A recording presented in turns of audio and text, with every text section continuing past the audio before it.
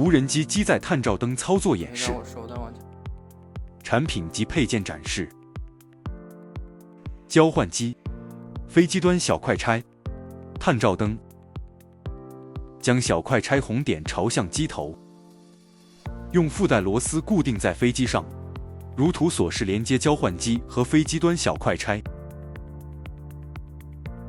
将探照灯安装环白点，对其机载端红点，顺时针旋转使红点对准红点。无人机上电开机后，点击图标后识别到负载，移动负载图标到侧边。